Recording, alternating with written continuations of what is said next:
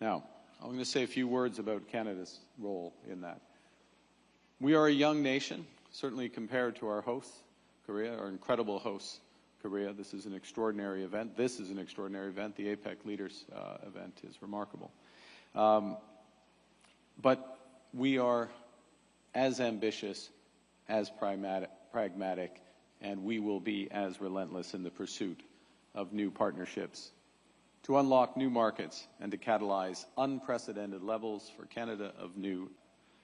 We want to build big things with nations and companies who share our ambition and our belief that we are stronger together. So our government is charting a new course with an ambitious mission to double our non-U.S. exports over the course of the next decade. We're already making significant progress. In the past few months, we've signed new agreements with the UAE in artificial intelligence infrastructure, with the European Union in defense and trade, with Germany in critical minerals. Earlier this week in Kuala Lumpur, we agreed with the ASEAN nations to intensify and finalize the discussions for the Canada-ASEAN Free Trade Agreement next year.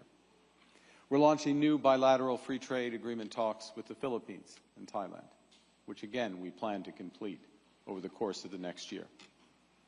And we join others from the region and the EU in advocating a new bridge to be built between CPTPP and the European Union in order to widen the field for rules-based trade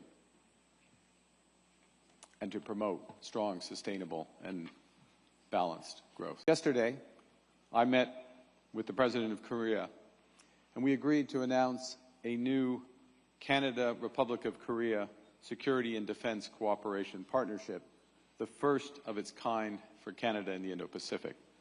This is cooperation on security, defense, and also cooperation in the emerging domains of cyber space and hybrid threats. We'll also deepen our economic cooperation from energy to AI. And Canada is well positioned to deliver on all of these agreements because we have much of what the world wants. We are an energy superpower with the third largest reserves of oil and the fourth largest reserves of natural gas. This past June, we shipped our first major LNG exports to Asia. We're making major investments in streamlining approvals, so we're going to scale up quickly. By 2030, Canada will produce 50 million tons of LNG each year, all destined for Asian markets. By 2040, we will double that amount, at least.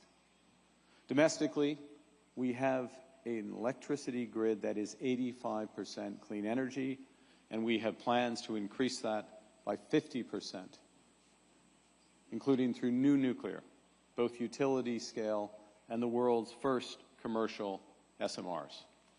This will power clean manufacturing, AI and intelligence infrastructure, and the electrification of our sustainable economy. Moving further up the supply chain, we're amongst the top 5 producers of 10 critical minerals essential for the energy transition, amongst other applications. So we're fast-tracking new mines and producing to meet demands. We just made announcements. I'll get my time zone right.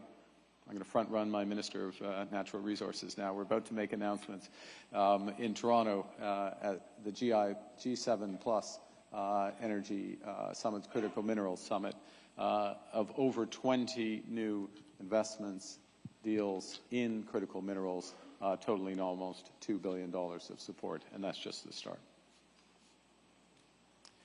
Canada is positioned to be amongst the global leaders in clean technology, artificial intelligence, life sciences, and quantum computing, backed by more than 2 million STEM graduates driving innovation every day, the most educated workforce in the world per capita, and financed by deep expertise and capabilities in financial services. I'll mention 2 aspects of that. First, in our mining sector, 40% of all listed mining companies in the world are listed in Canada. And our pension funds are amongst the largest in the world, controlling $3 trillion of capital, already major infrastructure investors across the APEC economies.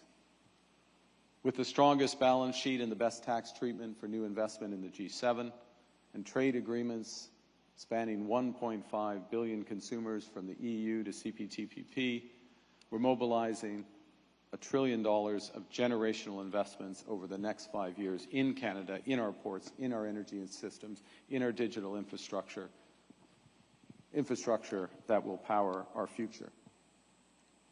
Now, part of our core offering, part of our core foundation for these investments is to provide you and investors and business people the certainty and reliability that you crave and deserve. You crave in an uncertain world, you deserve at all times.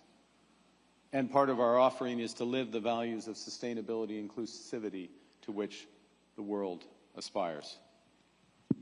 You all know that certainty is the greatest currency in commerce. And that certainty comes not only from agreements, but also from trust.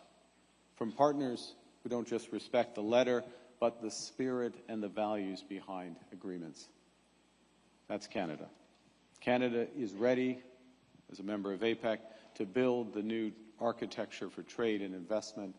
Canada is ready and eager to build with you. Come build with us. Thank you very much. Merci beaucoup.